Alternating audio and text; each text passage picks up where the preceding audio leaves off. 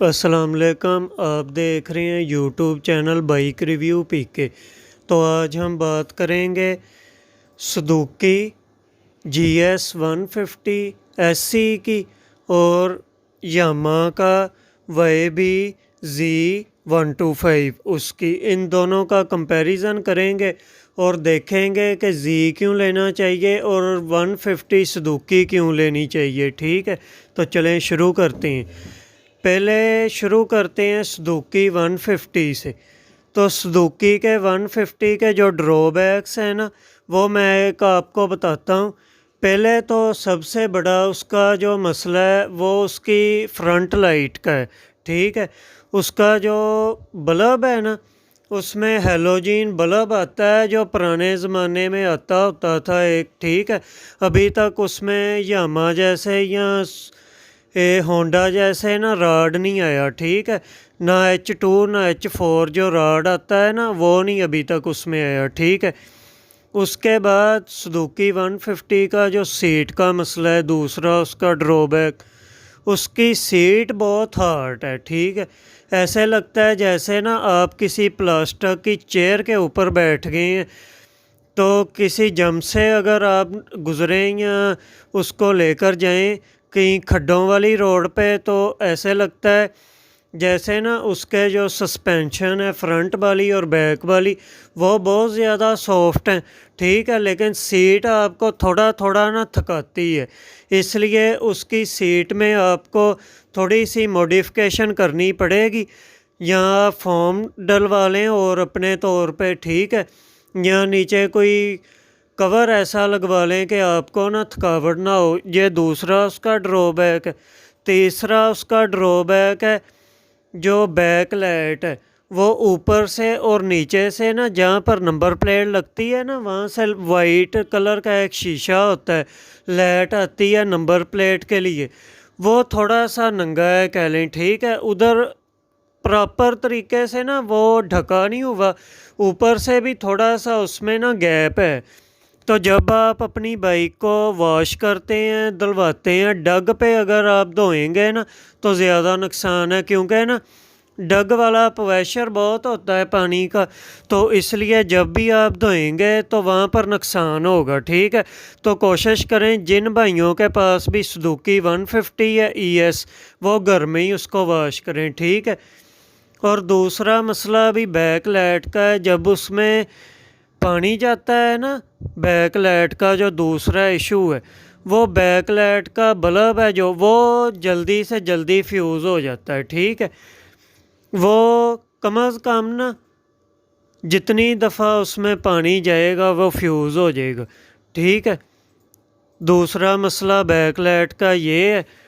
तो जो चौथा मसला है, जो ब्रेक होती है ना नीचे की तरफ, एक ब्रेक का वो होता है प्लग के, प्लग ही होता है। ठीक है, जो 70 में भी होता है, बैक लाइट का प्लग होता है, वो लगा हुआ है नीचे ओपन साइड पर। ठीक है, उस पर अगर आपका कोई छींटा भी पड़ेगा ना, या पानी का कतरा भी जाएगा, तो वो शॉर्ट हो जाएगा, सारी वायरिंग उसके साथ बंद हो जाएगी। ना आप सुजुकी 150 में हॉर्न बजा सकेंगे, ना आप चाबी ऑन ऑफ करके कोई लाइट चला सकेंगे, ना कुछ। सिर्फ उसका इंजन काम करेगा। और वो एक होता है उसका, क्या उसको कहते हैं, मैं आपको बताता हूँ। वो उसमें ना एक वो जो होता है ना, वो साइड वाला टापा जब आप खोलते हैं तो उधर एक फ्यूज़ होता है छोटा सा, 2 टांगों वाला। वो जब फ्यूज़ होता है ना, जो अगर ख़राब हो जाए या पानी उसमें डल जाए, तो सारी आपकी वायरिंग ज़ाया हो जाती है जब तक वो नया ना लगे। ठीक है, एक तो ये मसला है उसका। और एक मसला मैं आपको बताऊं, वो है उसके एग्जॉस्ट का। एग्जॉस्ट का क्या मसला है, जो उसका एग्जॉस्ट है ना, उस पर ना जो भी वो इतना गर्म होता है, कोई भी अगर आपकी ना गलती से चीज़ उस पर चिपक जाए, जैसे कोई प्लास्टिक वगैरह या शापर कोई, या डस्ट वैसी, या गारा, तो उधर से ना आपका कलर है जो वो डैमेज होने का ख़तरा है बहुत ज़्यादा, क्योंकि वो क्रोम हुआ है उस पर, ठीक है। तो क्रोम वाली चीज़ ना अगर बहुत ज़्यादा गर्म होगी तो आपका जो क्रोम है ना वो ख़राब होगा, तो फिर आपको उसकी वैसी लुक नहीं आएगी जैसी वो सुजुकी की आती है, ठीक है। पहले YBR वगैरह में भी क्रोम आता था, अब उन्होंने वो बंद करके ना तो दूसरा कर दिया है पाउडर कोटिंग वाला, और आवाज़ भी उसकी ज़्यादा कर दी है, ठीक है। ये मसले हैं सुजुकी के। और सुजुकी के जो फ़ायदे हैं ना वो मैं आपको बताता हूँ। सुजुकी का फ़ायदा सबसे पहला तो ये है कि उसका इंजन बहुत पावरफुल है, ठीक है। पहले नंबर पे फ़ायदा उसके इंजन का, उसको आप चढ़ाइयों पे ले जाएँ, नरान कगान वाली साइड पे ले जाएँ, वो कभी भी ना अगर दो पैसेंजर बैठे हैं तो आपको वो बस नहीं कराएगा, ठीक है। दूसरा जो फ़ायदा है उसके इंजन का, उसमें बटरफ्लाई कार्बोरेटर आता है, ठीक है, जो यामाहा में भी आता है बटरफ्लाई। तो जो उसकी पेट्रोल एवरेज है ना, जो हमने देखी है सुजुकी की पेट्रोल एवरेज 50 से 55 के करीब आराम से आप 60 पे चलाएं ना, 60-40 पे, तो 50 या 55 आपको आराम से देती है, ठीक है। अगर आप चलाएंगे ना 100 पे या 190 या 90-100 पे, तो आपको कम से कम ना 40-45 की एवरेज आएगी, ठीक हो गया। वो अब आप पे डिपेंड करता है कि आप 100 पे जा रहे हैं या 90 पे जा रहे हैं, ठीक है। एवरेज तो उसकी ना 60 तक बहुत अच्छी एवरेज उसकी देती है, ठीक है ना। वो 50 से 55 के करीब वो एवरेज दे देती है। और उसका जो तीसरा मसला है वो उसके पेंट में है। जो ब्लैक कलर का आप पेंट अगर लेंगे ना, ब्लैक कलर के कलर में वो लेंगे, तो ब्लैक कलर सुजुकी का ना बहुत जल्दी डल हो जाता है। वो ना ऐसे लगता है जैसे आपको साल हो गया है, आपने ना मोटरसाइकिल को धुलाया ही नहीं है। तो उसके लिए पॉलिशें होती हैं, फार्मूला 1 है जैसे कि, ऐसी और कई किस्म की होती हैं, चाइना की भी होती हैं, ओरिजिनल भी होती हैं। उस पे आप वो कर सकते हैं वॉश करके, ठीक है ना। पहले आप वॉश कर लें, फिर आप पॉलिश कर लें, तो वो आपकी एक लेयर बन जाती है। तो वो आपको ना काफ़ी डिफेंस करती है आपके टैंक या टॉपों पर स्क्रैच पड़ने से। तो यही मसला रेड कलर में ज़्यादा लोगों को पेश नहीं आता, क्योंकि रेड कलर ऐसा कलर है कि उस पर कुछ भी हो ना तो वो कोई मसले वाला नहीं बनता, ठीक है। ये दो खामियाँ थी, एक ब्लैक कलर की और रेड कलर की खूबी कह लें कि वो स्क्रैच नहीं दिखाता, ब्लैक कलर दिखाता है, उसका मसला भी ज़्यादा है, ठीक है। तो इसके अलावा और उसका जो फ्रंट पे टायर लगा हुआ है, वो टायर की आप देखेंगे ना ग्रिप भी नहीं है। और उसका जो डिज़ाइन आप फ्रंट टायर का देखेंगे वो है CD70 वाला। अब इतनी बड़ी बाइक में CD70 वाला टायर है, पीछे तो पैंथर का इन्होंने दिया हुआ है ट्रैकर, वो तो ठीक है, वो स्लिप नहीं करता। अगर आप कहीं बारिश में, चिकड़ में या गिल्ली रोड पे कहीं जाते हैं, ऊपर से उसके अंदर डिस्क ब्रेक है, तो ना स्लिप करने का आपका ख़तरा बहुत ज़्यादा बढ़ जाता है, ठीक है, फ्रंट टायर से। और एक और उसमें जो बात है, वो जो 150 है, इतनी बड़ी बाइक, ठीक है, तो डिस्क ब्रेक सिंगल पिस्टन उन्होंने दी हुई है। तो वो भी उसका जो प्लेट है उसकी डिस्क ब्रेक वाली, वो कितनी छोटी सी है, उसके मुकाबले में आप YBRों की देखें तो इतनी बड़ी प्लेट होती है, ठीक है। ये था सुजुकी का रिव्यू। अब हम बात करते हैं यामाहा YBZ के बारे में। तो YBZ आपको क्यों लेना चाहिए और क्यों नहीं।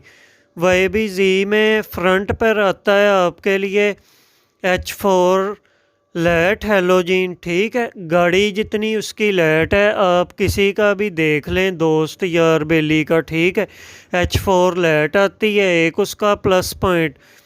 दूसरे नंबर पे उसकी जो सीट है वो ऐसे है, वो लंबी भी है ज़्यादा और चौड़ी भी है। जितनी भी पाकिस्तान में बाइक्स हैं ना, यही इन कॉन्ट्री की जितनी भी बाइक्स हैं, उससे सबसे ज़्यादा चौड़ी सीट YBR-Z की है, ठीक है।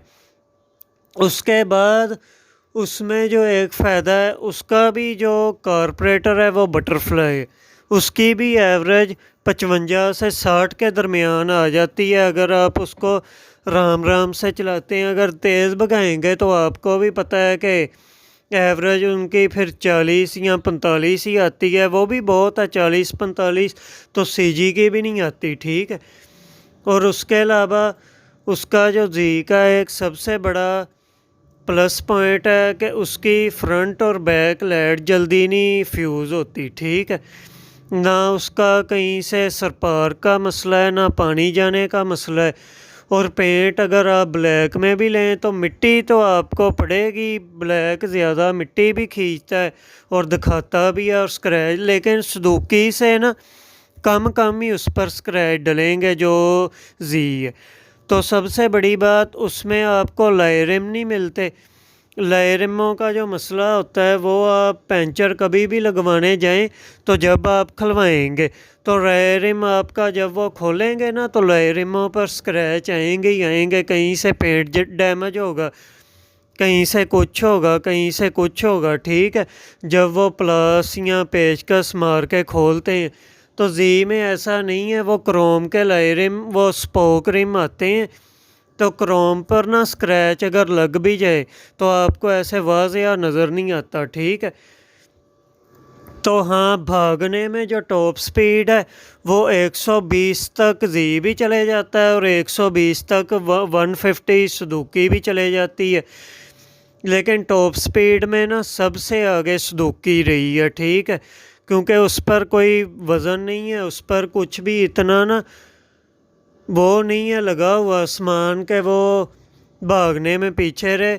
जो जी है उसका मीटर की बात करें तो मीटर में उसको fuel gauge, race gear indicator, ठीक है, आरपीएम मीटर, सारा कुछ स्पीडोमीटर आपको एक ही बाइक में उन्होंने दिया हुआ है, ठीक है। तो सुजुकी में ये नहीं है, सुजुकी में सिर्फ रेस वाला है और स्पीडोमीटर है, ठीक है। ये आ गया एक प्लस पॉइंट जी का। और टायर जी के ठीक हैं, बस बैक टायर 90-90-18 का पैंथर का वो सर्विस का लगा हुआ है, वो थोड़ा सा जी का स्लिप करता है बैक वाला। वो भी अगर आप वैसे उसको भगाएंगे या करेंगे फिर भी वो जी का स्लिप करेगा, नहीं तो नहीं करेगा। ग्रिप उसकी अच्छी है, ठीक है। तो अब हम दोनों के रेट की बात करें तो जो सुजुकी 150 है एससी, उसका जो आज का रेट है 2,32,000, ठीक है। तो जो जी का रेट है वो है 2,01,000, ठीक है। तो रेट में इतना डिफरेंस नहीं है, 30,000 का डिफरेंस है। 30,000 में अगर हम फ़ायदे देखें तो जी में फ़ायदे ही फ़ायदे हैं, ठीक है। अगर हम टॉप स्पीड की बात करें तो वो 150 सुजुकी में आपको मिल जाती है। तो अगर ना, मुझे नहीं लगता कि इतने ड्रॉबैक हैं सुजुकी में, तो सुजुकी आपको लेनी चाहिए, ठीक है। उसका कम अज़ कम जो अगर आपसे खुदा ना खास्ता वो गिर जाती है या कुछ टूट भी जाता है ना, वो भी इतना ही महंगा है कि जितनी महंगी बाइक है। तो यामाहा ने अब पाकिस्तान में अपने स्पेयर पार्ट्स बनाने शुरू कर दिए हैं। उसकी निस्बत ना सुजुकी की यामाहा का आपको आधे पैसों में कुछ भी अगर आपको सामान चाहिए तो मिल जाता है, ठीक है। तो अगर आपने सुजुकी 150 लेनी है, आप सुजुकी के फ़ैन हैं, तो आपको सेकंड हैंड परचेज़ करनी चाहिए, साफ़ सुथरी चली हुई, 10-15-20 हज़ार कोई चली हो, ठीक है। वो आप परचेज़ करें, उसकी सबसे पहले वॉशिंग करवाएं, फिर उसकी ट्यूनिंग करवाएं, और फिर छोटा मोटा जो खर्चा है ना करके, तो उसको आप आराम से जहाँ पर मर्ज़ी ले जाएं, ठीक है।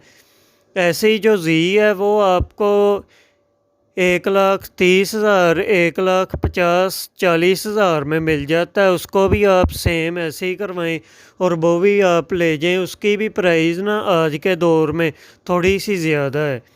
तो जो सुजुकी 150 है वो भी आपको 17-18 मॉडल है ना, जो 1,60,000, 1,70,000 या एक 50 के एड गेट ना आपको मिल जाएगा। तो यही हमारी आज की वीडियो थी। दोनों का कंपैरिजन आपको कैसा लगा हमें नीचे कमेंट करके बताएं। हमारे चैनल को सब्सक्राइब करें, लाइक करें और शेयर करें अपनी फैमिली मेम्बर के साथ। यही आज का व्लॉग था। अस्सलाम वालेकुम।